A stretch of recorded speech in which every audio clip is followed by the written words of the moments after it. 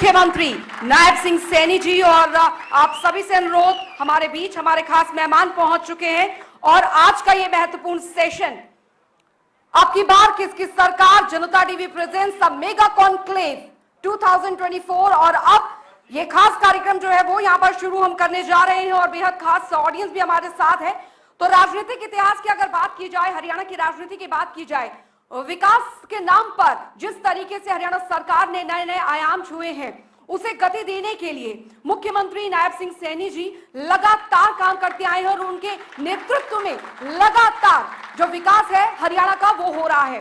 साथ ही उन्होंने एक नारा हमेशा से दिया है कि मैं मुख्यमंत्री से ज्यादा आप सभी का सेवक हूं। और एक प्रदेश के मुखिया होने के नाते आज इस मंच पर हम जानेंगे कि प्रदेश के विकास को लेकर आगे की रणनीति, क्योंकि चुनावी साल है, उसमें क्या कुछ रणनीति यहां पर रहने वाली है। प्रदेश के तमाम मुद्दों पर आज बात होगी। तो मैं अनुरोध करूंगी हरियाणा के मुख्यमंत्री श्री नायब सिंह सैनी जी से कि वो मंच पर आए और साथ ही अनुरोध करूंगी जनता टीवी के प्रधान संपादक डॉक्टर हिमांशु द्विवेदी जी से और सलाहकार संपादक शशि रंजन जी से कि वो भी मंच पर आए। और अब ये सेशन शुरू होने जा रहा है। बेहद महत्वपूर्ण ये सेशन यहाँ पर रहने वाला है क्योंकि प्रदेश के विकास को लेकर, प्रदेश के तमाम मुद्दों को लेकर सवाल जो तमाम जनता से जुड़े हैं, उनके सरोकारों से जुड़े हैं, उन पर इस सेशन में बात होगी।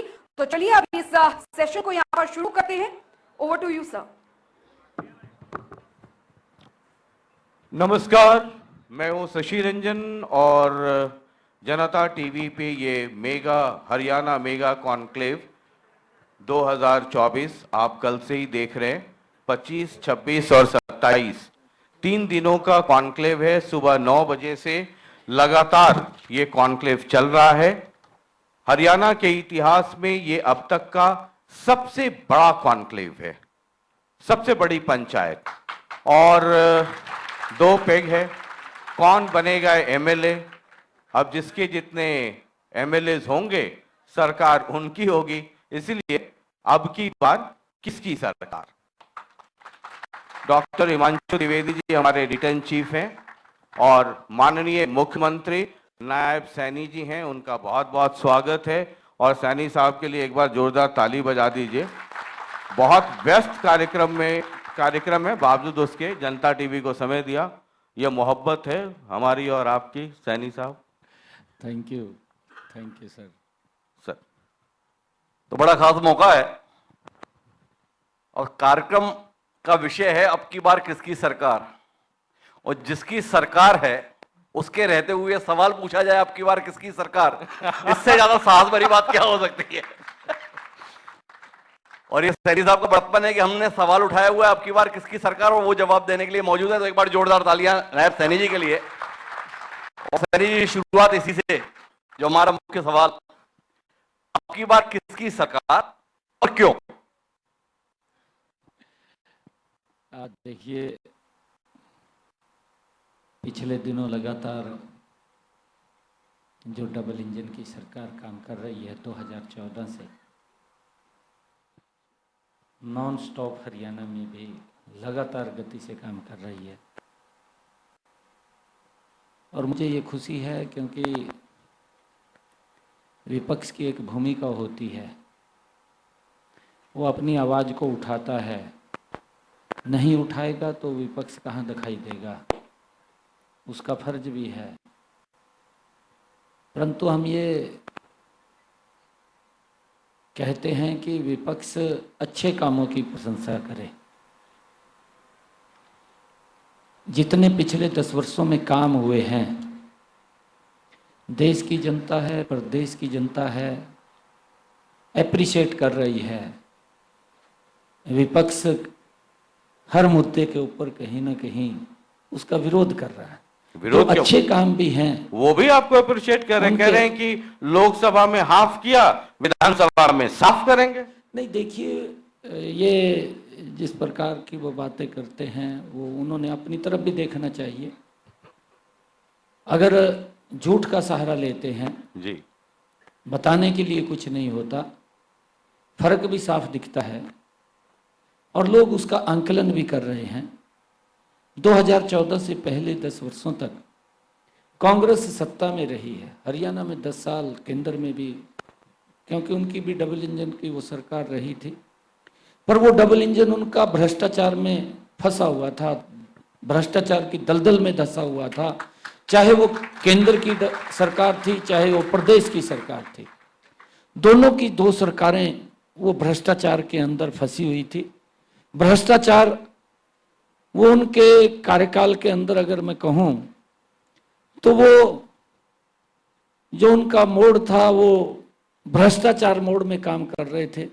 हम मिशन मोड में काम कर रहे हैं। लोगों को सुविधाएं देने का काम इन 10 वर्षों के अंदर लगातार हमारी सरकार ने किया है। अगर कहीं पर भी आप लोग नजर डालेंगे जिसकी चर्चा आम व्यक्ति कर रहा है, तो इन्होंने इस बात को लेकर के बड़े झूठ लोगों के बीच में जा करके कही। आ जाते हैं लोग बात में, क्योंकि भोले लोग हैं और बात में आ जाते हैं। एक उन्होंने कहा कि नरेंद्र मोदी अगर तीसरी बार प्रधानमंत्री बनते हैं, ये इनके आका ने कहा, और उनके आका ने जब कहा तो वो आगे सारे के सभी लोग उस पवित्र संविधान की वो बुक को उठा करके वो देश के लोगों के बीच में मंचों से उन्होंने इस बात को कहा कि संविधान खत्म हो जाएगा, आरक्षण खत्म हो जाएगा, संविधान खतरे में हो जाएगा।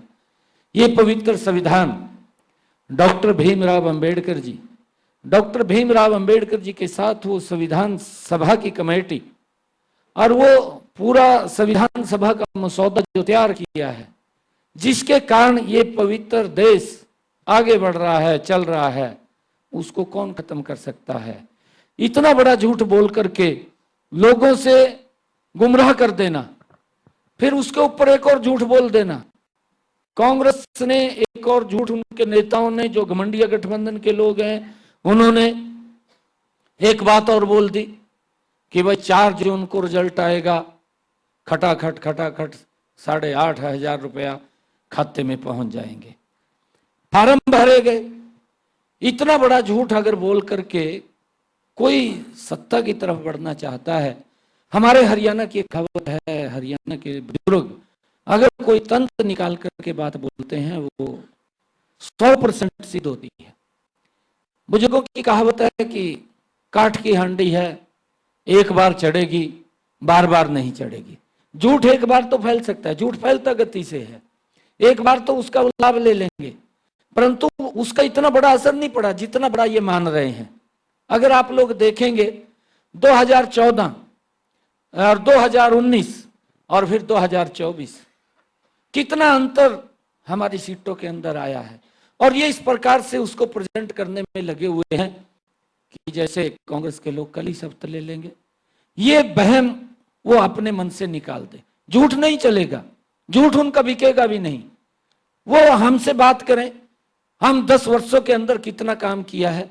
आज मुझे खुशी है बताते हुए, इन 10 वर्षों के अंदर 2014 से 2024, 2014 का हरियाणा अगर हम देखें, 2024 का हरियाणा देखें, जमीन आसमान का अंतर पूरे हरियाणा के अंदर दिखाई दे रहा है। आज अगर हम हरियाणा के अंदर बात करें, किसी भी कोने के अंदर अगर हम खड़े हों, उस कोने से दूसरे कोने में पहुंचने में मात्र 3.5-4 घंटे लगते हैं, इससे ज्यादा का समय नहीं लगता है। ये विकास की एक गति जो इन 10 वर्षों में बिना भेदभाव के, नहीं तो कांग्रेस के समय के अंदर या कोई अन्य दल जो भी हरियाणा प्रदेश के अंदर रहा है, भेदभाव एकदम दिखाई देता था, हर वर्ग के लिए दिखाई देता था।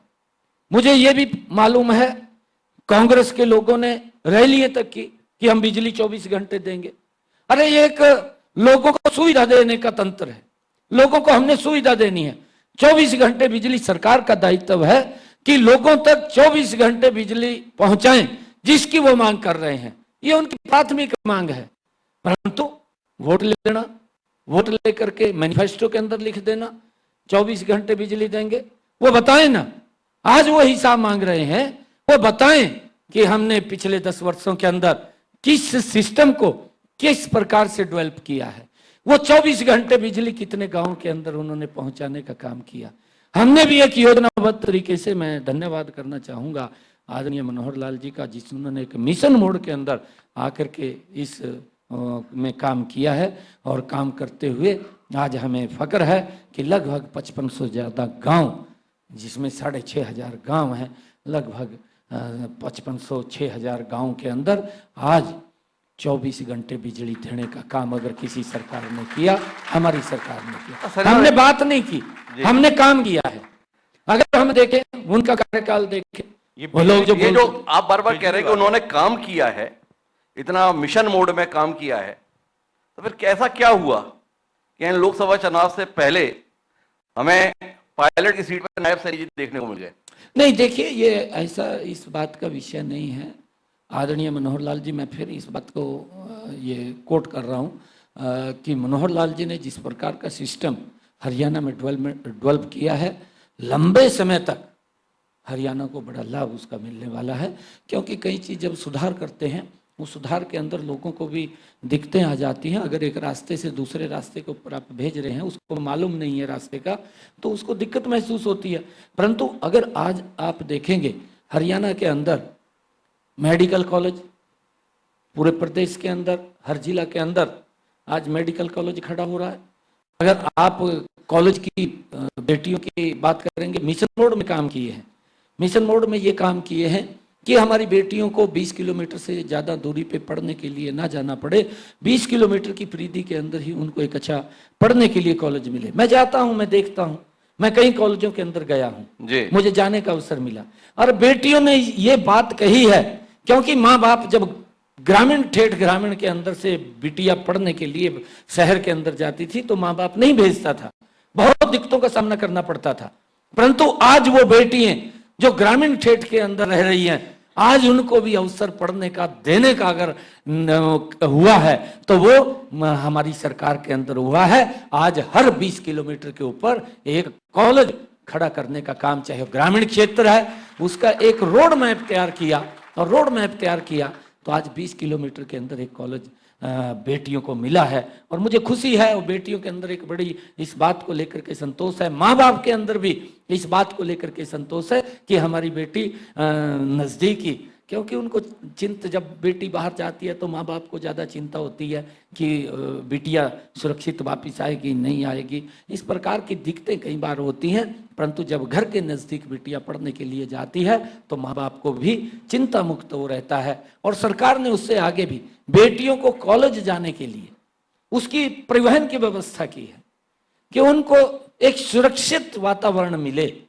उसको लेकर के हमारी सरकार ने निरंतर इसको आगे बढ़ाने का काम किया है, जिसकी मैंने चर्चा की है आप लोगों के बीच में कि जब मैं कॉलेज के अंदर गया तो बेटियों ने खुद मेरे को एक बात कही है कि ये जो कॉलेज बने हैं इनके कारण आज हमारी ग्रेजुएशन हो रही है, नहीं तो हम 10वीं या 12वीं करके घर ही बैठ जाते थे, हमें पढ़ने का अवसर नहीं मिलता था। हमारे मन में होता था कि हम और आगे पढ़ें, परंतु परिस्थितियों के अभाव के कारण क्योंकि विधानसभा चुनाव है और ये मेगा कॉन्क्लेव 2024 है, इधर से भी सवाल हो रहे हैं, उधर से भी सवाल हो रहे हैं। आपने बिजली वाली बात की थी, तो ये जो आजकल चल रहे हैं ना, उधर कांग्रेस में बहुत सारी यात्राएं चल रही हैं, आपको तो पता ही होगा, आपके भी यात्रा में रास्ते में कहीं पर पास होते होंगे, आप इधर से जा रहे होंगे, वो इधर से आते होंगे। वो कहते हैं कि बिजली पर सरकार को जवाब ये देना चाहिए, भूपेंद्र सिंह हुड्डा ये कहते हैं कि जब 10 साल में मुख्यमंत्री था तो कई सारे थर्मल पावर स्टेशन फलाना ढिमकाना बनाया। जरा बीजेपी वालों से पूछिए कि 10 साल में क्या 1 यूनिट बिजली भी जनरेट कर पाए, जो ये कहते हैं कि जगमग। बिल्कुल, मैं उसको बताना चाहता हूँ। हमने लगभग जो ग्रीन एनर्जी है, सोलर पावर से जो एनर्जी उत्पन्न हो रही है, वो ये बताए भूपेंद्र सिंह हुड्डा 2014 से पहले वो सोलर से कितनी बिजली का उत्पादन करते थे, आज हम कितना करते हैं, एक जमीन आसमान का अंतर उसके अंदर दिखाई देता है। और अभी हमने जो यूनिट्स भी उनको आगे बढ़ाने का काम होगी, यमुनानगर की हमारी 9,000 करोड़ रुपए की एक बिजली की यूनिट, उसका जल्दी ही शिलान्यास होने वाला है। लगभग हम उसके फाइनल चरण के अंदर हैं और उसको खड़ी करने वाले हैं। हम ये भी देख रहे हैं कि हमारा बिजली का कितना कंजप्शन है, कितनी हमारी बिजली की आवश्यकता है, हमें ज़्यादा बिजली की क्या उसका लाभ है। हमने जहाँ से लेनी है, हमें सस्ती अगर बिजली कहीं से मिल रही है हम उसको ले रहे हैं, 24 घंटे बिजली दे रहे हैं। अरे वो ये तो बताएं कि अगर उनके समय के अंदर, शहर की बात कर रहा हूं मैं, गांव की बात नहीं कर रहा, शहर के अंदर 5 घंटे 6 घंटे इस भयानक गर्मी के अंदर, सर्दी के अंदर बिजली देते थे। आज 24 घंटे बिजली देने का काम हमारी सरकार कर रही है और उसके साथ साथ लोगों को दिक्कत नहीं है किसी प्रकार की।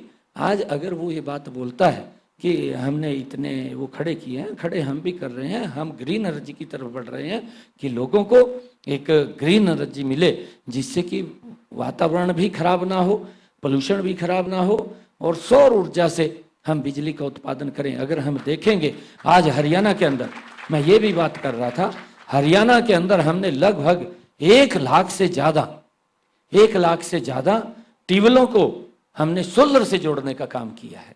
अगर आप देखेंगे उनका बिजली भी, अगर उन्होंने पानी अपने खेत के अंदर देना है तो उनका बिल भी जीरो है। अगर जब पानी की आवश्यकता नहीं है और उसकी बिजली बचती है तो बिजली के उसमें डिपार्टमेंट में जाती है और डिपार्टमेंट उस बिजली को लेता है, उसकी इनकम भी बनती है। और अभी हमने एक और निर्णय किया है इसी सोलर ऊर्जा के अंदर, प्रधानमंत्री मुफ्त घर बिजली योजना, ये 2 किलोवाट का हमने ये निर्णय किया है कि जो जिनकी आय 1,80,000 रुपए से कम है, ऐसे परिवारों की छत के ऊपर हम 2 किलोवाट का सोलर पैनल लगा रहे हैं। और वो सोलर पैनल उसको हमने जोड़ने का काम किया कि उसका बिल भी बिजली का जीरो होगा, ये सिस्टम खड़ा किया। इनके समय के अंदर क्या होता था, मुझे तो हैरानी होती है कि सोच किस प्रकार की रखते थे, ये बात बोलते रहते थे कि हम 24 घंटे बिजली देंगे, परंतु बिजली आएगी कहां से उसकी चिंता आज तक इन्होंने नहीं की। और जो यूनिट भी लगे हैं, यूनिट की स्थितियां क्या रही हैं वो भी आपके सामने। दूसरा दल अगर जो बात बोलता था हरियाणा के अंदर, इस प्रकार की बात बोलता था कि हम आएंगे, जो ये मीटर लगे हैं इनको फाड़ करके हम तालाब के अंदर फेंक देंगे, इस प्रकार की भाषा बोलनी, उन लोगों को और बिजली के दबाव के अंदर दबा देना। और जब सरकार आती है फिर उनके खिलाफ कार्रवाई करते हैं, उनसे पैसा वसूल करते हैं और उनका कनेक्शन काट देते हैं। ये नहीं सोचा कि हमने बिजली का बिल जीरो करना है तो कैसे करना है। और ये अगर किसी ने सोचा, ये हमारी डबल इंजन की सरकार ने सोचा कि आज अगर पहली चरण के अंदर हमने लिया है कि जिन लोगों की आय 1,80,000 रुपए है, ऐसे 1 लाख परिवार हमने चिन्हित किए हैं, उन परिवारों की छत के ऊपर 2 किलोवाट का सोलर पैनल लगाने का काम हमारी सरकार ने चालू कर दिया है। और 2 किलोवाट का जो सोलर पैनल है उसके ऊपर 1 लाख रुपए का खर्चा है। 60,000 रुपया केंद्र सरकार उसके अंदर दे रही है, 40,000 रुपया ये हरियाणा सरकार, हमारी सरकार दे रही है। जो बेनिफिशियरी है, बेनिफिशियरी को 1 पैसा भी खर्च करने की आवश्यकता नहीं है, उसका बिल जीरो हो जाएगा। बिल जीरो होगा, उसके जो यूनिट बचेंगे उस यूनिट को वो बिजली बोर्ड के एक बार जोरदार तालियां पाएगा ताकि उसका इनकम का भी साधन खड़ा हो जाए। और इसके अंदर अगर हम देखेंगे, हमने 1 लाख का टारगेट लिया है और वो चालू है। कितनी बिजली की प्रोडक्शन होगी, ग्रीन एनर्जी से होगी। आज हमने इसी के अंदर, क्योंकि मैं जब पिछले टेन्योर के अंदर मैं आदरणीय मनोहर लाल जी के कैबिनेट के अंदर मंत्री था, तब मेरे पास सोलर एनर्जी का विभाग था। हमने तब इसको शुरू किया था और तभी मैंने इसको शुरू किया था कि जो हमारे किसान है, हमने चिन्हित किया था कि 5 HP की कितनी मोटरें हरियाणा प्रदेश के अंदर हैं। 832 मोटरें थी, 832 को हमने सोलर से जोड़ने का काम किया। फिर उसके बाद हमने 10 HP की मोटरों को चिन्हित किया, वो 10 HP की भी टोटल मोटरें हमने सोलर से जोड़ दी हैं। और आगे इसको 20 HP तक ले जाने का हमारा लक्ष्य है कि इस ग्रीन एनर्जी को, जो सोलर की लाइट है उसके माध्यम से हम बिजली का बिल भी जीरो हो और हमारी ग्रीन एनर्जी भी हमें मिले, इसको लेकर के हम काम कर रहे हैं। जब 1 लाख परिवार, जब हम फर्स्ट फेज के की बात कर रहे हैं, हम लगभग इसको आगे बढ़ाने का काम करेंगे तो जो ग्रीन एनर्जी हमें मिलेगी तो हमें लाभ मिलेगा उसका। अरे ये बोलते हैं, ये देखते हैं कि आपने क्यों थर्मल पावर नहीं लगाया।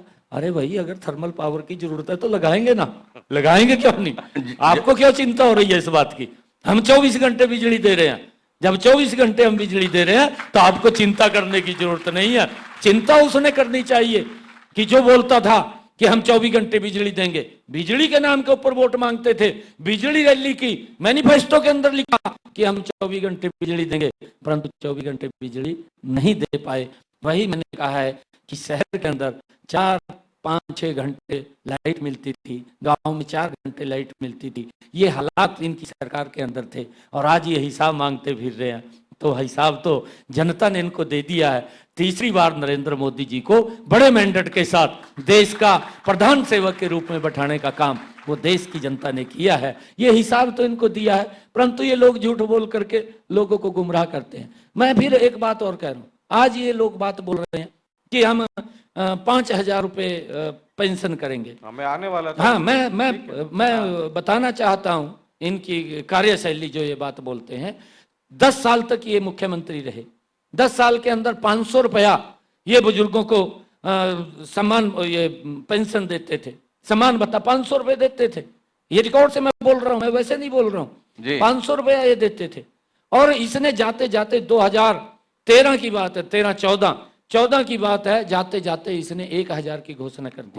गुलाबी रंग के नोट इन्होंने 1,000 की घोषणा की, परंतु ये भी बताने का काम करे, कांग्रेस के नेता ये बताने का काम करें कि वो 1,000 रुपया किसने दिया है, ये भी बताने का काम करें। खाली बोल तो दिया, वोट लेने के चक्कर में कि हम वोट ले लेंगे, 1,000 रुपया पेंशन बोल दिया। परंतु हमारी सरकार ने इन 10 वर्षों के अंदर बुजुर्गों का जो सम्मान बढ़ाया है, बुजुर्गों को 3,000 रुपये पेंशन देने का काम ये हमारी सरकार कर रही है। 3,000 तो दे रही है, परंतु उसके साथ साथ मैं बताना चाहता हूं 2014 कितने बुजुर्गों को पेंशन दे रहे थे, 2024 एक बड़ा अंतर उसके अंदर है। अब ये फिगर वो भी बताएं। अच्छा सैनी साहब, एक बात बताओ, बहुत कम लोग देश की राजनीति में ऐसे हैं जिन्हें संगठन का प्रमुख और सत्ता के प्रमुख के तौर पर काम करने का मौका मिलता है। आप उन बिरले लोगों में से एक हैं जो प्रदेश अध्यक्ष भी रहे और अब प्रदेश के मुख्यमंत्री हैं। मजा किसमें ज्यादा आ रहा है? और मुख्यमंत्री और प्रदेश अध्यक्ष भी लंबे अरसे तक वही रहे। कह रहा हूं। बटोली साहब तो अभी आए। नहीं, देखिए, मैं एक कार्यकर्ता की भावना से काम करता हूं। आदरणीय अमित शाह जी ने अभी मंच से बोला है, रेवाड़ी के अंदर जो ओबीसी सम्मान समारोह रेवाड़ी के अंदर था, उस रैली के अंदर अमित शाह जी ने बोला है कि ये मुख्यमंत्री तो बन गया, परंतु ये मुख्यमंत्री ने चीफ मिनिस्टर सीएम तो बना, परंतु चीफ मिनिस्टर नहीं है। और मेरी जो सोच है, लोग आते हैं, भाई लोगों का भला करना चाहिए, और जब जिम्मेवारी मिली है तो समय मिला है तो करना चाहिए। मैं जब मंत्री था, कोई भी व्यक्ति मेरे पास आया, मैंने कभी किसी को ये नहीं पूछा भाई तू कहाँ से आया, कौन से दल से है तू, मैंने किसी को नहीं पूछा। अगर मेरे फ़ोन से उसका काम हो रहा है तो कर दो। और उसके कारण से लोग खूब आते थे।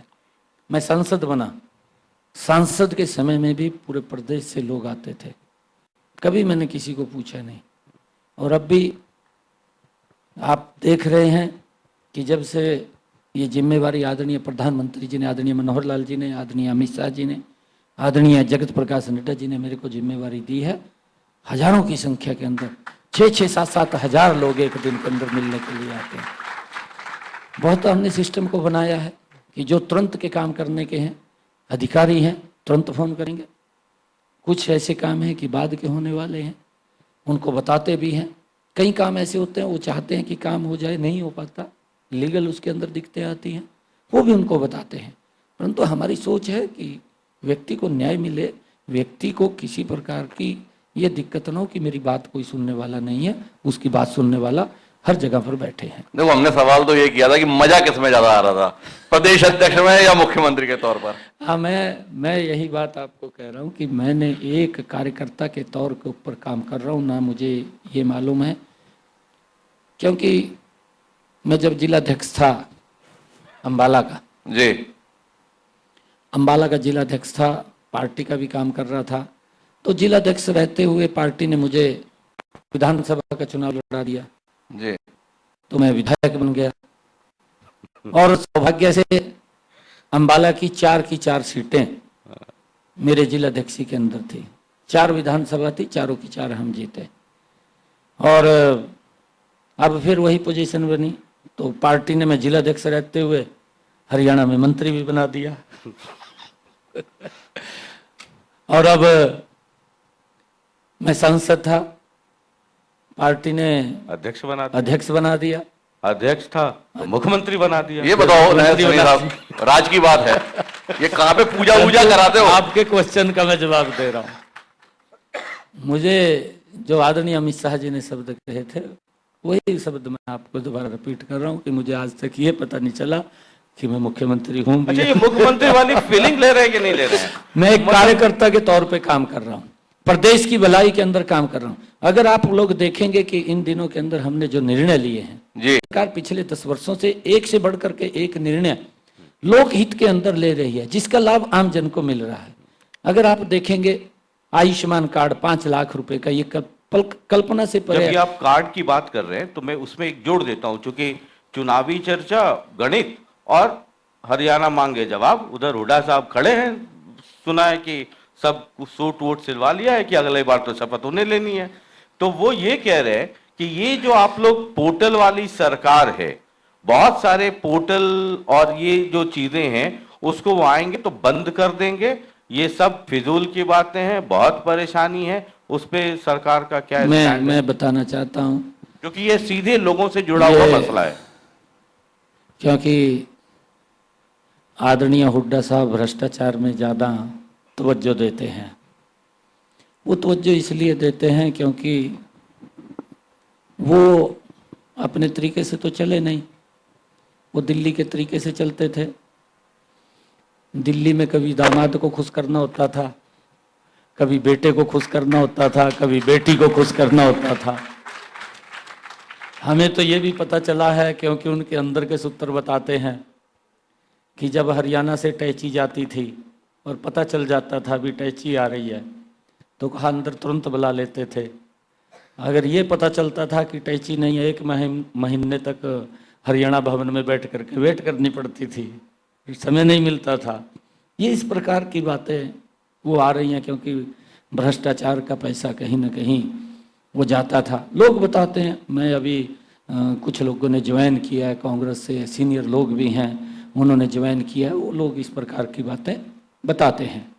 और मैं आपको बताना चाहता हूं, जो ये पोर्टल की बात कर रहे हैं कि हम पोर्टल को ख़त्म करेंगे, जब ये बात बोलते हैं कि हम पोर्टल को ख़त्म करेंगे, तो मुझे ऐसा आभास होता है कि ये भ्रष्टाचार की बू इनके मुंह से निकल रही है, ये आभास होता है। उसको ये ध्यान नहीं है, ये देखना भी चाहिए। हुड्डा साहब, मैं ये कहना चाहता हूँ कि आपकी सरकार के अंदर एक अगर बीपीएल कार्ड बनना होता था, 6 महीने तक वो चक्कर काटता था, साल साल लग जाते थे, ऑफिसों के चक्कर काटता रहता था, बनते नहीं थे।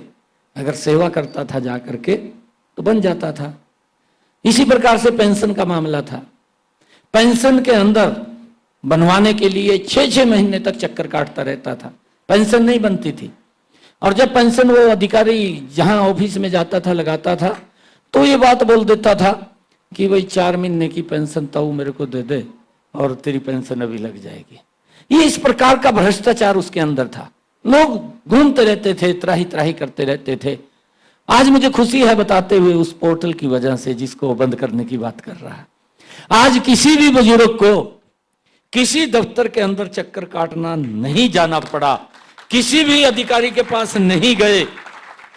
1,32,000 बुजुर्गों की इस पोर्टल के माध्यम से पेंशन बन करके स्वयं अपने आप उसके घर के ऊपर आ गई। मुझे यह भी खुशी है बताते हुए आपके बीच में कि वो भी बताने का काम करें, फिगर से बताने का काम करें। उनके समय के अंदर जो बीपीएल कार्ड की संख्या थी कितनी थी, वो बताए ना, कैसे बनते थे। और आज 2024 10 साल का कार्यकाल हुआ है, वो संख्या आज 48 लाख के करीब। मुख्यमंत्री जी एक बात बताओ हमें तो काम की, और वो पोर्टल के कारण हुई है, जिसकी आय कई बार प्राकृतिक आपदा के कारण भी व्यक्ति गरीबी रेखा के नीचे चला जाता है। एक परिवार का मुखिया है और वो मुखिया पूरे परिवार को चला रहा है, पूरा परिवार उसके ऊपर टिका हुआ है। कोई दुर्घटना उस व्यक्ति के साथ हो जाती है और दुर्घटना के कारण वो परिवार भला चंगा काम खाता पीता परिवार वो गरीबी रेखा के नीचे चला जाता है। जब वो गरीबी रेखा के नीचे चला जाता है तो ये सिस्टम इसी पोर्टल के अंदर दिया है कि उसका ऑटोमेटिक बीपीएल भी बन जाएगा, उसका ऑटोमेटिक राशन कार्ड भी बन जाएगा, उसकी ऑटोमेटिक पेंशन भी लग जाएगी, उसको अगर दिक्कत आ गई तो विडो पेंशन है वो भी ऑटोमेटिक लग जाएगी। ये प्रावधान इस पोर्टल के अंदर ही किया है, जिसको ये बार बार बंद करने की बात करते हैं। जब ये बंद करने की इसको बात करते हैं, मैंने कहा है कि उनके मुंह से भ्रष्टाचार की बदबू नजर आती है। मेरा इसी पे सवाल है मुख्यमंत्री जी आपसे, ये भूपेंद्र सिंह हुड्डा जी के प्रति आप लोगों का बड़ा प्रेम है और हम पहले से देखते आ रहे हैं प्रेम। आप तब भी बताते थे, आप सारे लोग, कि भूपेंद्र सिंह हुड्डा की सरकार भ्रष्टतम सरकार है, और बताते थे कि जब हम सत्ता में आएंगे तो इसका हिसाब देना पड़ेगा। अभी भी आपने इतने दमदारी के साथ कहा कि भ्रष्टाचार की बू इनके मुंह से गई नहीं है। सवाल इस बात का है, मोदी जी की दमदार सरकार, यहां पर खट्टर जी की, फिर आपकी दमदार सरकार, भ्रष्टाचारियों के लिए कोई आपके द्वारा समझौता नहीं है। ये हुड्डा जी बाहर कैसे घूम रहे हैं? नहीं, देखिए ये नहीं है, इसका माननीय कोर्ट के अंदर मामला चल रहा है और कोर्ट का जो फैसला होगा वो कोर्ट के फैसले को कोई डिनाई नहीं है। जिस प्रकार से ये बात बोलते हैं कि भाई संविधान खत्म हो जाएगा, संविधान खत्म नहीं हो रहा, संविधान तो अब काम कर रहा है। इन्हीं 10 वर्षों में संविधान ने काम करना शुरू किया। संविधान की मूल भावना के साथ अगर खिलवाड़ किया है तो वो इन लोगों ने किया है। मैं आपको बताना चाहता हूं, सबसे पहले जवाहरलाल नेहरू जी ने जो संविधान की मूल भावना के साथ खिलवाड़ किया, डॉक्टर भीमराव अंबेडकर जी भी उस संसद के सदस्य थे, उन्होंने उस बात का विरोध किया कि जवाहरलाल नेहरू जी आप ऐसा मत करिए। उन्होंने धारा 370 को इस संविधान के अंदर शामिल कर दिया, उसकी मूल भावना के साथ खिलवाड़ किया है। दूसरा खिलवाड़ किया है कि जब 39वां संशोधन आया, जब इमरजेंसी लगी, इलाहाबाद हाई कोर्ट ने फैसला दिया, इलाहाबाद हाई कोर्ट ने फैसला दिया कि प्रधानमंत्री को अयोग्य घोषित करार दे दिया, इमरजेंसी लगा दी। ये संविधान की मूल भावना के साथ खिलवाड़ था। इमरजेंसी लगी, इमरजेंसी के बाद उस 39वां जो संशोधन किया गया उसमें क्या लिखा है वो भी पूरे देश को ध्यान में है। वो किसने मूल भावना के साथ खिलवाड़ किया कि अगर कोई प्रधानमंत्री भ्रष्टाचार करके जीत करके आ जाए, अगर कोई प्रधानमंत्री सरकारी मशीनरी का दुरुपयोग करके जीत करके आ जाए, अगर कोई प्रधानमंत्री किसी को अत्याचार करके जीत करके आ जाए, तो ये संविधान उसको मान्यता देगा। ये किसने किया? किन्होंने इस मूल भावना के साथ इस संविधान को, बाबा साहेब के संविधान के साथ खिलवाड़ करने का काम अगर किसी ने किया है तो कांग्रेस पार्टी है, उन्होंने किया है। मोदी जी तो इस देश को इस संविधान के अनुरूप चला रहे हैं, ये देश संविधान के अनुरूप चले। परंतु किस प्रकार का झूठ बोला है, अपने गिरेबान में नहीं झांकते। राहुल बाबा, मैं उनको भी बताना चाहता हूं, जो उस पवित्र संविधान को लेकर के लोगों के बीच में गया है, वो संविधान कहां था जब आपका प्रधानमंत्री, आपकी कैबिनेट, आप तो उस कैबिनेट के मंत्री भी नहीं थे, ये तो उस संसद के माननीय सदस्य थे, सिर्फ सदस्य थे। इनके प्रधानमंत्री ने कैबिनेट के अंदर फैसला करते हैं कि हम ये देश हित के अंदर लागू करेंगे। इसको कौन सी पावर, किसने पावर दी थी? ये खड़ा होता है और उस बिल को तार तार करके उसको ऊपर फेंक देता है। किसने पावर दी थी? ये अगर अपमान संविधान का करने का कार्य किया था, ये कांग्रेस की तीसरी पीढ़ी ने किया था। ये उसको समझना चाहिए। लगातार पीढ़ियों के अंदर संविधान का अपमान करने का काम ये कांग्रेस के लोग करते रहे हैं। और ये जो उन्होंने तो ये भी नहीं सोचा, जब जिस स्थान के ऊपर वो खड़ा था वहां पर संसद की गरिमा भी है, वहां माननीय अध्यक्ष बैठा है, उसकी भी गरिमा है, उसको भी तार तार किया है। लोकतंत्र को भी तार तार किया है, लोकतंत्र की भी गरिमा है, उसको भी तार तार करने का काम किया है। और ये इस प्रकार की बात बोलते हैं कि हमने संविधान को, मोदी जी अगर तीसरी बार प्रधानमंत्री बनेंगे तो खत्म कर देंगे। ये किस भावना से? मुख्यमंत्री ये बताया आपको, क्या ऐसा लग रहा है? मैंने कहा है, ये बुजुर्गों की कहावत होती है कि काठ की हांडी है, एक बार चढ़ती है, बार बार नहीं चढ़ती। इनका झूठ नहीं चलेगा। और देश और प्रदेश के लोग बिल्कुल और हमारा कार्यकर्ता भी, और मैं एससी समाज को भी, क्योंकि जितने काम एससी समाज के लिए नरेंद्र मोदी की सरकार, हमारी डबल इंजन की सरकार ने किए हैं, उनके हित के अंदर कदम उठाए हैं। अरे डॉक्टर भीमराव अंबेडकर जी, आप देखिए, आज तक सम्मान नहीं दिया कांग्रेस पार्टी ने उसको। अगर सम्मान देने का काम किसी ने किया है, नरेंद्र मोदी जी ने किया है। उसके 5 स्थल थे, उनको पंच तीर्थ के रूप में विकसित करने का काम अगर किसी ने किया तो वो नरेंद्र मोदी की सरकार ने किया है। इस बात को भी हमने समझना चाहिए। आपको ऐसा लगता है कि मुख्यमंत्री जी, आपकी बार बार दलीलों से ऐसा महसूस हो रहा है कि जो अभी विधानसभा चुनाव होने वाला है उसमें संविधान मसला रहने वाला है? आपको लगता है कि लोकसभा चुनाव में संविधान के संदर्भ में इन्होंने झूठ फैलाया? क्या हरियाणा विधानसभा चुनाव के दौरान भी संविधान के आधार पर आप ध्रुवीकरण का कोई संभावना देख रहे हैं? मैं एक उदाहरण बताता हूं सर आपको, थोड़ा लंबा समय तो लगेगा, परंतु उदाहरण है, सत्य है। ये बात बोलते हैं, मैं इनसे जवाब चाहता हूं। आपको भी मालूम है, शायद आप भी उससे पीड़ित हुए हैं, यहाँ काफ़ी लोग बैठे हैं, ये भी उससे पीड़ित हुए होंगे। इनके पास ये कल्पना नहीं थी कि चंडीगढ़ से दिल्ली के लिए 4 लाइनिंग बने। कितना रोड के ऊपर दबाव था, सोचा नहीं है कभी। अगर किसी ने सोचा, अटल बिहारी वाजपेयी जी ने सोचा कि नहीं, रास्ते हमारे चौड़े होने चाहिए, 4 लाइनिंग होने चाहिए। लोगों का हर रोज एक्सीडेंट होते हैं, किसी का बेटा चला जाता है, किसी का भाई चला जाता है, किसी का पति चला जाता है, और बड़ी परिवार के अंदर दिक्कतें आती हैं। इतने एक्सीडेंट होना, सरकार की आंख नहीं खुली, देखा नहीं। अगर किसी ने देखा, अटल बिहारी वाजपेयी जी ने देखा, गति से काम चालू किया, आपके सामने है रोड के ऊपर। 2004 में कांग्रेस की सरकार आ गई, आप लोगों के सामने जिस गति से वो काम चल रहा था, धीरे धीरे करके वो काम रुकता चला गया, उसकी स्पीड कम होती चली गई। और जब 2006-07 आया तो पूर्ण रूप से बंद हो गया। 7-8 के अंदर हमने देखा कि उसके ऊपर झुंड के बड़े बड़े झुंड जाम गए, काम रुक गया, लोग परेशान होते रहे, लोग जाम में फंसते रहे, और लोग वही एक्सीडेंट होते रहे वहां पर। कांग्रेस ने 10 वर्षों के अंदर उसकी तरफ ध्यान नहीं दिया। अगर ध्यान किसी सरकार ने दिया, इसको तो पूरा हमारा हरियाणा प्रदेश जानता है, क्योंकि उसके बीच से वो रोड निकल रहा है। और जब नरेंद्र मोदी जी प्रधानमंत्री बने तो उस रोड की स्थिति इन 10 वर्षों में क्या हुई कि गाड़ी अगर दिल्ली से उसके ऊपर चढ़ती है तो पाकिस्तान के बाघा बॉर्डर तक व्यक्ति को नीचे उतरने की जरूरत नहीं है, डायरेक्ट गाड़ी सीधी वो बाघा बॉर्डर पर पाकिस्तान तक सीधा सपाट रास्ता करने का काम नरेंद्र मोदी ने किया। इन्हीं 10 वर्षों के अंदर नरेंद्र मोदी जी ने किए। और ट्रैफिक का दबाव है, उसको ध्यान में रखते हुए 14 लेन का रोड आपके सामने है, करनाल बाईपास दिल्ली से उठा करके पानीपत तक बनाने का काम भी इन्हीं 10 वर्षों के अंदर नरेंद्र मोदी की सरकार ने किया।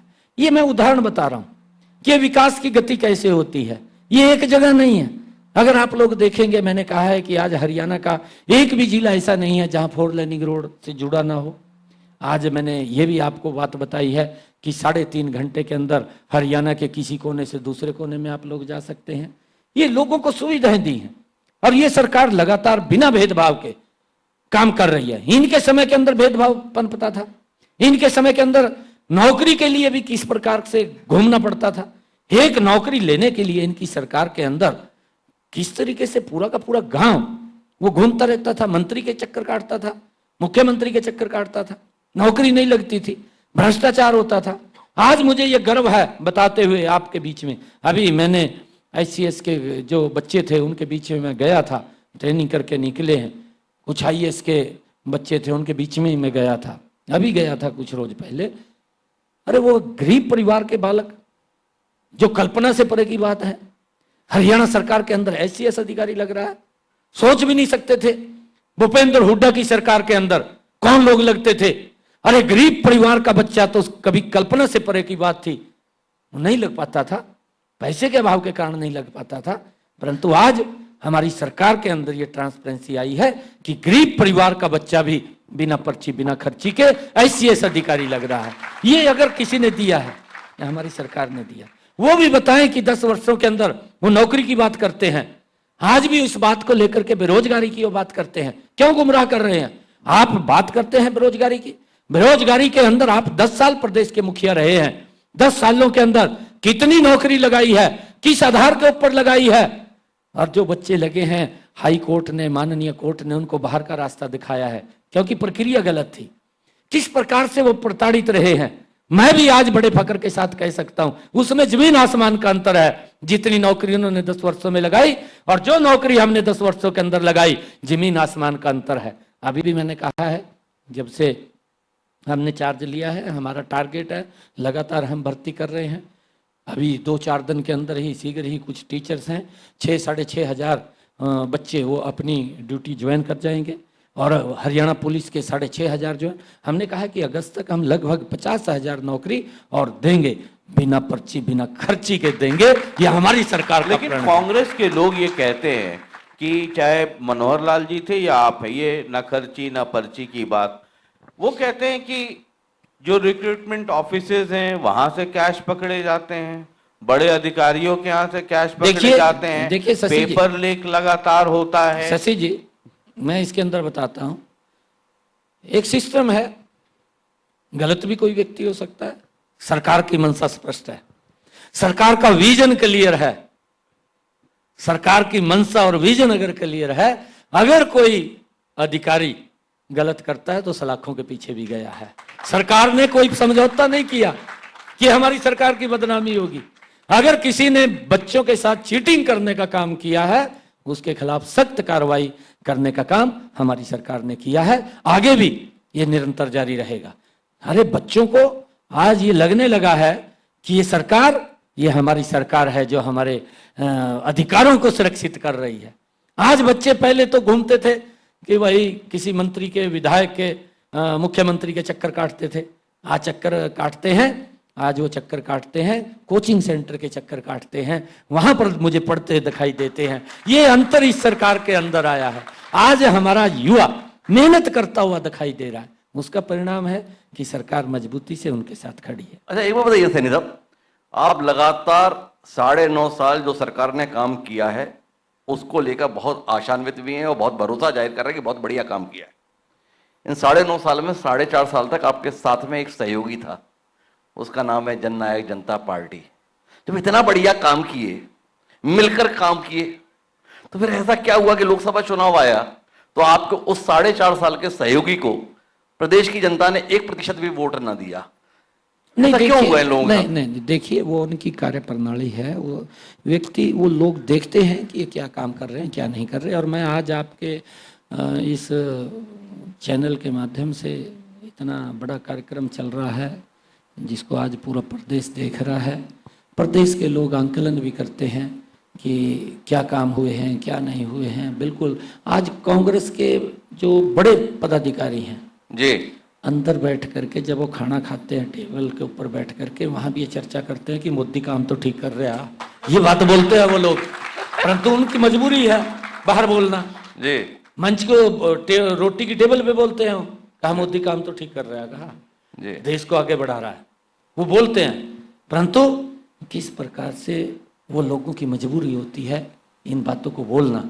परंतु मैं आज आपके बीच में एक बात बता रहा हूँ, झूठ के कारण इस प्रकार की स्थिति बनी है, परंतु उसके अंदर वोट और परसेंटेज आज भी सबसे ज्यादा अगर किसी का है तो हमारा है, उसके बावजूद भी। हमारा तो जेजेपी को लेकर सवाल है, ये जेजेपी की इतनी बुरी हालत क्यों हुई? उसका भी जवाब दे रहा हूं अभी आपको। और जेजेपी में आपको पार्टी का पूरा नाम नहीं कहना होता है, पूरा नाम सैनी साहब खुद बताते हैं, आप सिर्फ जेजेपी बोल के छोड़ दीजिए।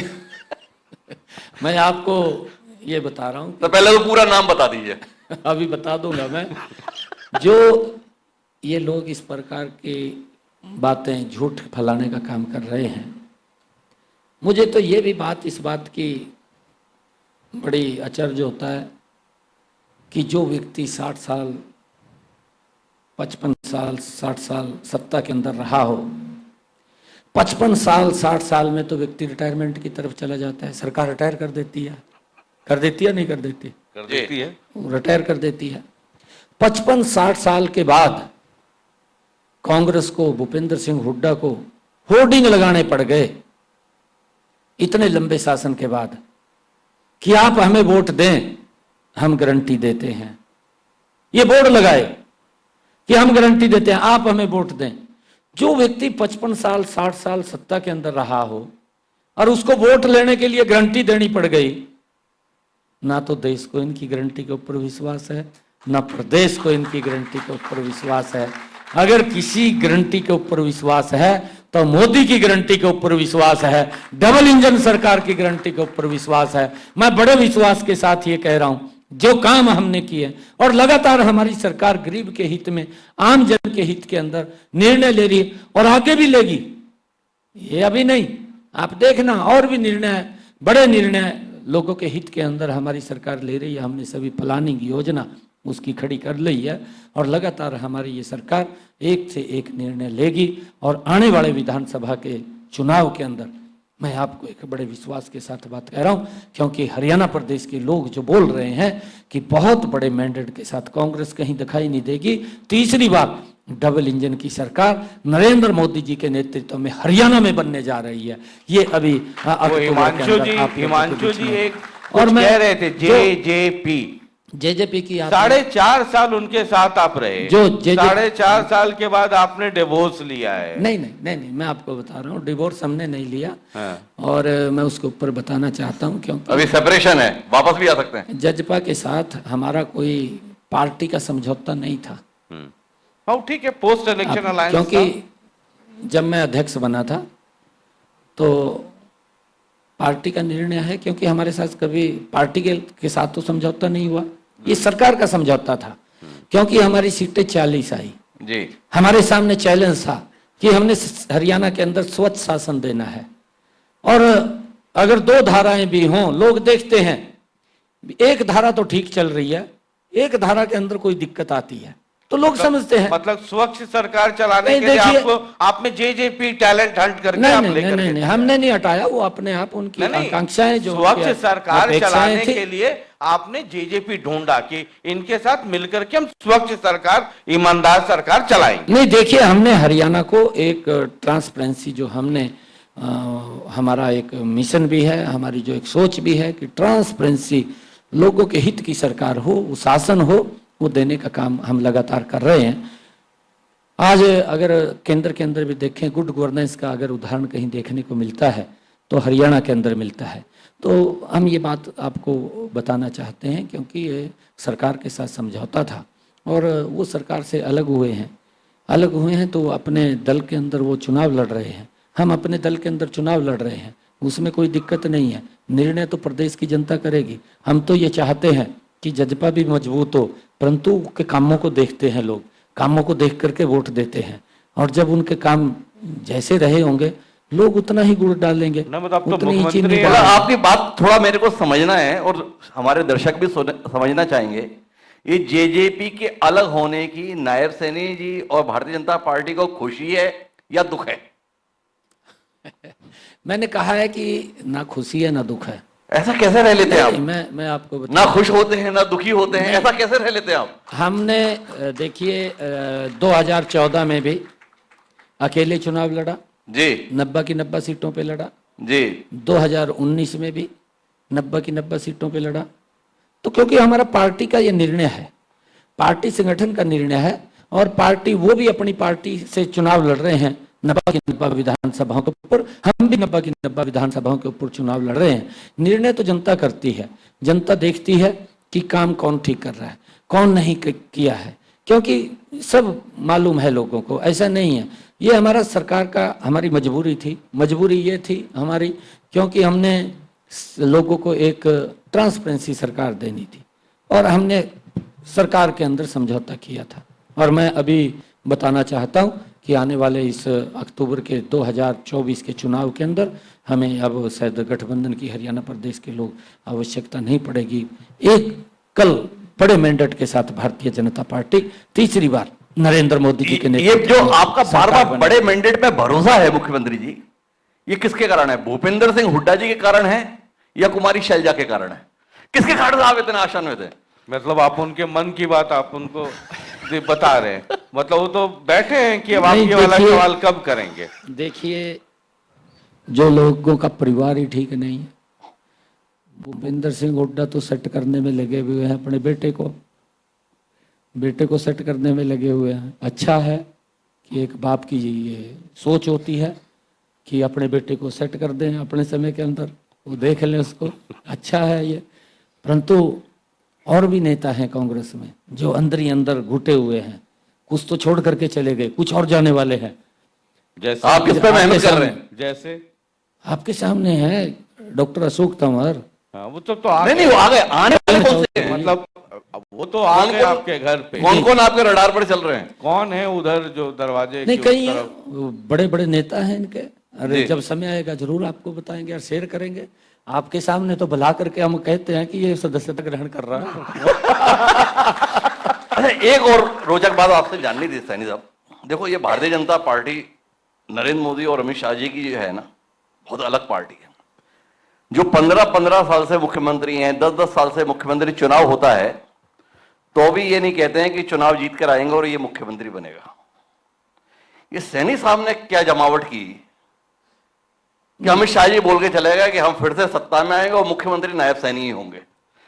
ये ऐसा हुनर आप कहां से लाते हैं कि इतना भरोसा लोग ऐसे जता देते हैं? आपने पहले भी सवाल का जवाब नहीं दिया था कि आप सब कुछ कैसे हो जाते हैं, कौन सी जगह पूजा करते हैं, कहां बढ़ जाते हैं। ये राज की बात भी तो थोड़ा बताइए ना, लोगों को बड़ी उत्सुकता है। नहीं, ये सब बता दें तो अब वो वाला वो टोटका कर लेगा, फिर ये क्या करेंगे? नहीं, देखिए सर, मैं आपको बात बताता हूं। जी। ये भारतीय जनता पार्टी है। मैंने तो कभी सोचा भी नहीं था, मेरे सपने में भी नहीं आवा थी। मेरे सपने में कहा था मैं मुख्यमंत्री बन जाऊंगा। मैं तो कभी सोच भी नहीं सकता था। जी। अरे एक गरीब परिवार का बेटा, पिछड़े परिवार से जो आता हो, उस परिवार का बेटा, कांग्रेस ने अपने 60 साल के शासनकाल के अंदर पिछड़ों का वोट लेकर के उनका शोषण करते रहे, उनके बारे में कभी सोचा नहीं कांग्रेस ने। मोदी जी ने एक गरीब पिछड़े परिवार के बेटे को उठा करके हरियाणा का मुख्यमंत्री बना दिया। ये अगर कोई कर सकता है, ये मोदी जी जैसा ही चमत्कारी व्यक्ति कर सकता है, कोई और नहीं कर सकता। जिसकी सोच है कि हमने हर वर्ग का समान रूप से आगे बढ़ाना है, ये उसी की सोच हो सकती है। वो तो सब ठीक है मोदी जी का तो, पर आपका क्या ख्याल है वो नहीं बता रहे आप। भाई, हमने देखा शिवराज सिंह चौहान 15-18 साल के मुख्यमंत्री थे, विधानसभा चुनाव हुआ, पूछा कि भाई बहुमत मिलेगा, शिवराज जी बनेंगे, बोले पार्टी तब फैसला करेगी। अमित शाह जी थे। पर हरियाणा के संदर्भ में सीधे कह गए बहुमत आएगा, नायब सैनी जी मुख्यमंत्री बनेंगे। तो थोड़ा इस पे तो बताओ, क्या ऐसा किए? नहीं, मैंने आपको बताया है कि इसका परिणाम ये है कि एक गरीब परिवार से, पिछड़े परिवार से व्यक्ति को मुख्यमंत्री बनाना, ये लोग भी देखते हैं। उनके बीच से मुख्यमंत्री बना देना, ये कोई छोटा विषय नहीं है, बहुत बड़ी बात है। और मैंने कहा है कि अगर ये कोई कर सकता है, ये मोदी जी ही कर सकते हैं। कांग्रेस के अंदर ये संभव नहीं है। कांग्रेस बोल भी नहीं सकते भी हम पिछड़े को मुख्यमंत्री बनाएंगे, बोल भी नहीं सकते, कह भी नहीं सकते। तो कितने दबाव, तो अब आप कितने दबाव में हो? लोकसभा चुनाव का जो नतीजे आए, 10 सीटें पिछले चुनाव में जीतने वाली भारतीय जनता पार्टी इस बार 5 सीटें ही जीत पाई। और अब विधानसभा का चुनाव है, अमित शाह जी कह ही गए हैं बहुमत आएगा, नायब सैनी जी मुख्यमंत्री बनेंगे। अब ऐसे दबाव के बीच में नींद कैसी आती है, और आती भी है कि नहीं आती है? नहीं, देखिए कोई दबाव नहीं है। और चुनाव कोई भी होता है, भारतीय जनता पार्टी, चाहे पंचायत का चुनाव है, चाहे निकाय का चुनाव है, विधानसभा का चुनाव है, लोकसभा का चुनाव है, या कोई अन्य और चुनाव है, कोई भी चुनाव हो, भारतीय जनता पार्टी उसको गंभीरता से लेती है, गंभीरता से लड़ती है। निर्णय जनता का होता है, निर्णय जो जनता देती है उसको स्वीकार करती है। परंतु हमारी सोच है कि हम जो समय मिला है लोगों के हित में वो समय लगाएं, उनकी सुविधा के लिए लगाएं। आप लोग देख भी रहे हैं कितने काम किए हैं। परंतु मैं ये भी बात कहना चाहता हूँ इस बीच में, क्योंकि कांग्रेस पार्टी आज तक कभी भी उन्होंने गरीब व्यक्ति के बारे में नहीं सोचा। बात करते रहे हैं, वोट लेते रहे हैं, गरीब और गरीब होता चला गया।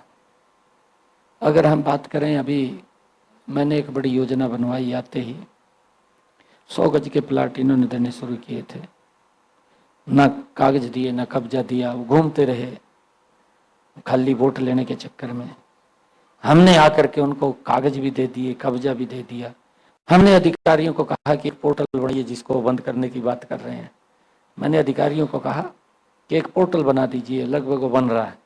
जो और फ्रेशर व्यक्ति हैं, जो जिसके पास जमीन नहीं है, हमने उनको 100 गज का प्लाट देंगे, महाग्राम के अंदर 50 गज का देंगे, गांव के अंदर 100 गज का देंगे। उसकी व्यवस्था हम कर रहे हैं। हमने उससे भी आगे एक और योजना रचना की।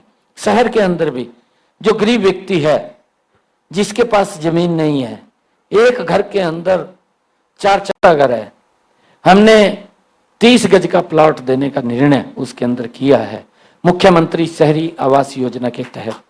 और 15,000 लोगों को हमने वो पत्र भी सौंप दिया है। 15,322 लोगों को हमने पत्र भी सौंप दिया है। और आगे भी हम उनको लगातार इस प्रक्रिया को बढ़ाने का काम करेंगे।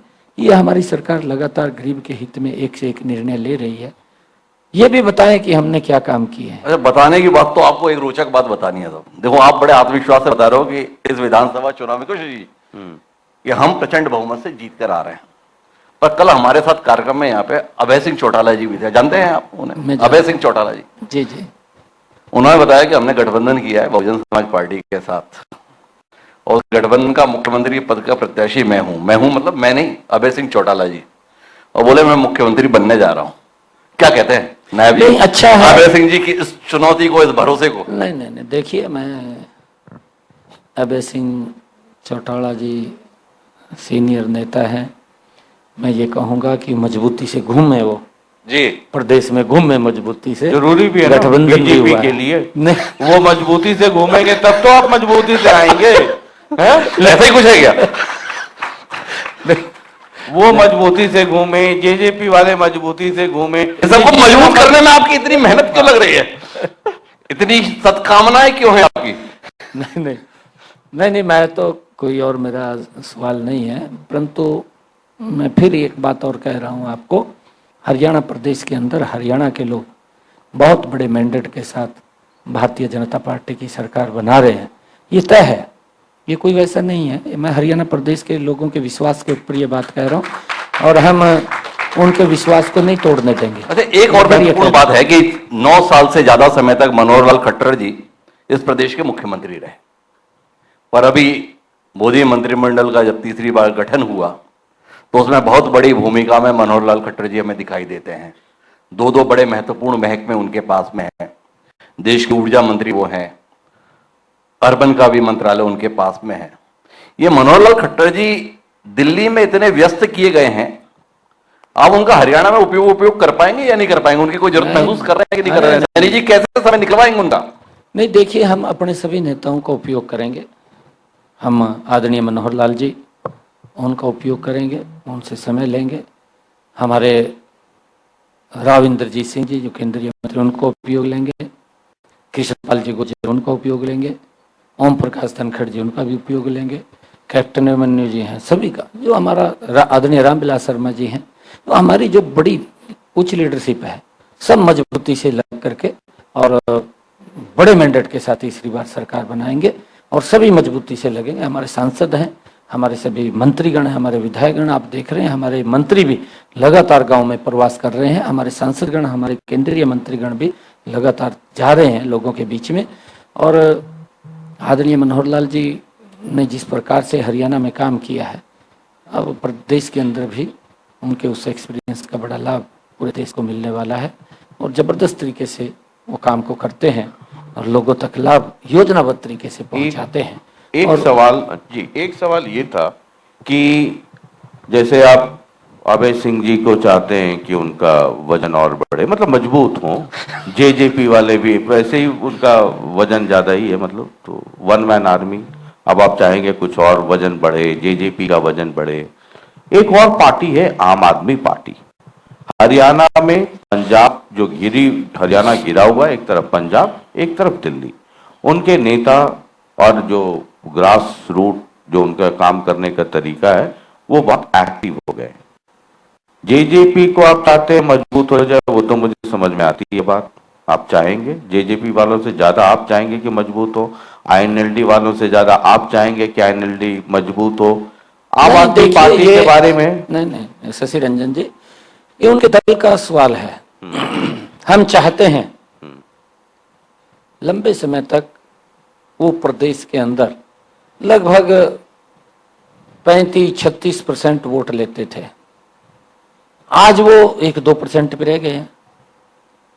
ये भी हमने तो करना ही पड़ेगा ना कि कि कुछ भाई थोड़ा तो उठो। हाँ, नहीं उठोगे तो हमें मारोगे। आम आदमी पार्टी के बारे में आपको क्या लगता है, किस रूप में देखते हैं? क्योंकि आईएनएलडी मजबूत हो जाए, 1% से 7% पे चली जाए जेजेपी, उन दोनों का तो आपको पॉलिटिकल फायदा होगा on a very serious note. लेकिन आम आदमी पार्टी अगर बढ़ती है तो जो एरियाज एंड जॉइनिंग एरियाज हैं हरियाणा के बॉर्डर वाले तमाम इलाके, वहां फिर सीधा सीधा नुकसान बीजेपी को होगा। उनका क्या वजूद आप देखते हैं? और देखिए शशि जी, जिस अपेक्षाओं के साथ और जो बातें कह करके वो सत्ता के अंदर आए थे, वो तो कांग्रेस से भी 4 कदम आगे निकल गए। किसी उसमें लगा लो, जो व्यक्ति ये बोलता था कि मैं जब शपथ लूंगा शीला दीक्षित को जेलों की सलाखों के पीछे डाल दूंगा, बोलता था नहीं बोलता था? जो व्यक्ति, उसकी तो वीडियो वायरल है, ये बात बोलता था कि सोनिया गांधी की ईडी से जांच कराई जाए, इसके पास पैसा कहां से आया है, वो तिहाड़ जेल जाएगी, ये बोलता था। वो ये भी बोलता था कि मैं बच्चों की कसम खाता हूं, पब्लिक के अंदर कही ये बात, मैं बच्चों की कसम खाता हूं, कांग्रेस इतनी भ्रष्टाचारी पार्टी है, मैं उससे कभी समझौता नहीं करूंगा। ये उसके शब्द है, मेरे नहीं है। जो व्यक्ति पानी पी पी करके एक दूसरे को गाली देते थे, क्या कारण है ये पूछना चाहिए उनसे। क्या कारण है कि दोनों गले मिल गए? कोई तो कारण होगा। क्या कारण है? जो लोग बोलते थे, जिसने अन्ना हजारे को, जो मंच के ऊपर बैठा, अन्ना हजारे के मंच से जिसकी उत्पत्ति हुई, जिसने कसम खाई कि अगर मुख्यमंत्री के ऊपर, अगर मैं मुख्यमंत्री बना, अगर मेरे ऊपर एक दाग भी लगा तो मैं पहले त्याग पत्र दे करके उसकी जांच कराऊंगा, ये भी बोल लिया। तो गजब का आदमी है। तो गजब का आदमी है। हमारा समय समाप्त हो रहा है, मुख्यमंत्री जी को कोर्ट जाना ने भी भी है। कह दिया बीता भ्रष्टाचार में लिपटा, मुख्यमंत्री बने बैठा, कहा छोड़ दो निका। हमारा समय जनता समाप्त हो चटवाई। रहा है, लेकिन एक बात जो बीच में माननीय मुख्यमंत्री जी बोल रहे थे कि हमारी जितनी टॉप लीडरशिप है उन सबका विधानसभा में उपयोग करेंगे, वह उनको उपयोग करेंगे, पर चुनाव कौन लड़ेगा ये भी उतना ही महत्वपूर्ण है। तो जानना आपसे यह है मुख्यमंत्री जी, आपने कहा भी है कि मैं मुख्यमंत्री बाद में हूं, भाजपा का प्रामाणिक कार्यकर्ता पहले हो, तो जानना केवल इतना कि जब एक प्रामाणिक कार्यकर्ता मुख्यमंत्री के तौर पर दिखाई दे रहा है, तो विधानसभा चुनाव में दूसरी पार्टी से आए हुए लोगों को मौका मिलेगा, या जो खून पसीना इस पार्टी में वर्षों से बहा रहे हैं उनको मौका देने के संदर्भ में नायब सैनी जी के द्वारा पैरवी की जाएगी? नहीं, देखिए, ये डॉक्टर साहब आपको मैं बताना चाहता हूं, पद का निर्वहन कर रहा हूं जी। आप ये मत सोचिए कि मैं मुख्यमंत्री हूं, मैं मुख्यमंत्री पद का निर्वहन कर रहा हूं जी। और ये पार्टी की अमानत है, ये पार्टी की अमानत है। पार्टी ने मेरी ड्यूटी लगाई है, आपने यहां बैठ करके काम करना है, मैं कर रहा हूं। ये पार्टी के ही निर्णय है, कोई वैसा निर्णय नहीं है। और पार्टी का जो भी निर्णय है, मैंने कहा है कि हम ये नहीं सोचते, ना हमारी सोच के अंदर है कि भाई मैं मुख्यमंत्री हूं, मैं तो उस पद की को काम कर रहा हूं, उस पद को लेकर के काम करने का एक जिम्मा मिला है, उस जिम्मेदारी को निर्वहन कर रहा हूं। तो कार्यकर्ताओं को भरोसा तो होगा ना कि नायब सैनी जी जो एक प्रामाणिक कार्यकर्ता है वो आज मुख्यमंत्री हैं, तो कार्यकर्ताओं के लिए अवसर निश्चित रूप से सुरक्षित रहेंगे, लोग भरोसा कर सकते हैं। बिल्कुल, मैंने कहा है जी। कार्यकर्ता हमारा चौधरी है, हमने कहा है जी। अरे एक एक की बात सुनता हूं, और ये भी नहीं है, हमने देखिए, मैं ये भी बात बोलता हूं, मैं मंचों से बोलता हूं कि हमारा और अधिकारियों का जो रिश्ता है वो रिश्ता नाखून और उंगली का मांस जैसा होता है, दोनों मिले हुए हैं और मिलकर के हम प्रदेश के लोगों की अपेक्षाओं के ऊपर आगे बढ़ते हैं, उनकी अपेक्षाओं को पूरा करते हैं। सरकार और प्रशासन मिलकर के आगे करता है।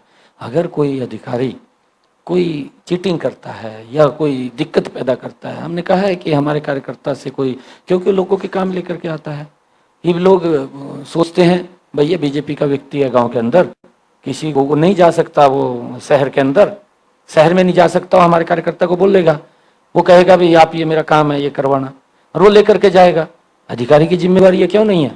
मैंने कहा भी है अधिकारियों को कि आप उसको तत्परता से काम को करिए। अगर नहीं करेंगे, अगर मेरे पास आकर के उसने बोल दिया तो फिर मेरे पास कई बार बोलते हैं, आदरणीय कटारिया जी भी बोलते थे कि भैया बीजेपी की चक्की पीसती तो है, ब्रीक पीसती है पर धीरे धीरे पीसती है। परंतु मैंने कहा है कि मेरे वाली चक्की तो भाई पिस्सा भी ब्रीक का और जल्दी पिस्सा जल्दी भी पीसता है।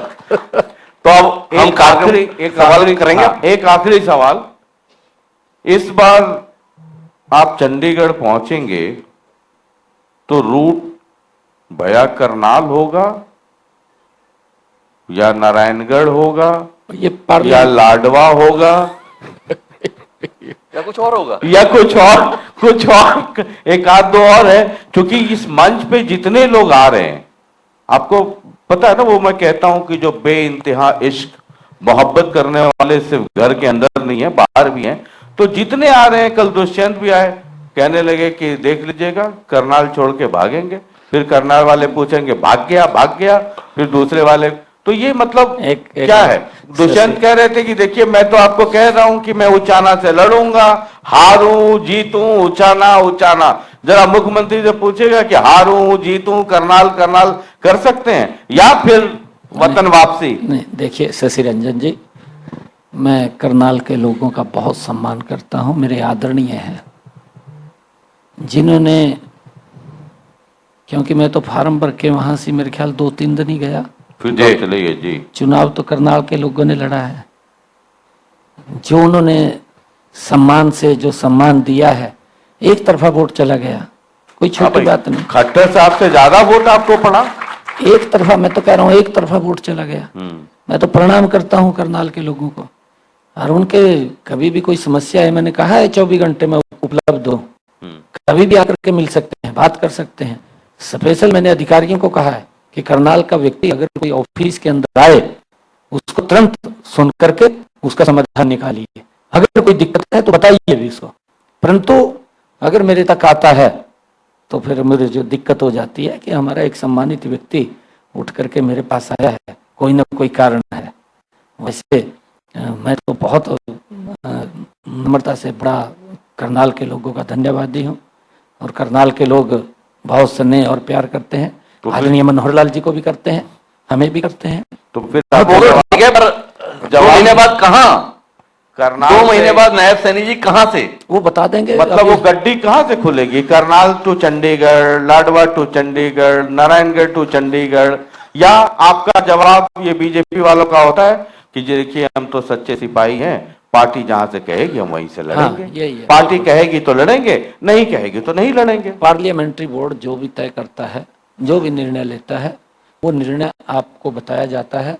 सबसे मतलब पहले अगर पार्टी किसी को बताती है, आप लोगों को बताती है जब निर्णय करती है, उससे पहले उसके बाद ही लोग। तो फिर मतलब अभी इंतजार करें कि गड्डी कहाँ लगने वाली है? करनाल लगेगी, लाडवा लगेगी, नारायणगढ़ लड़ेगी। अब ये 2-3 नामा मैं और ले सकता हूं, वहां वाले जो बीजेपी वाले हैं उनकी धड़कनें बढ़ जाएंगी कि ऐसा ना कि वो यहां आ जाए।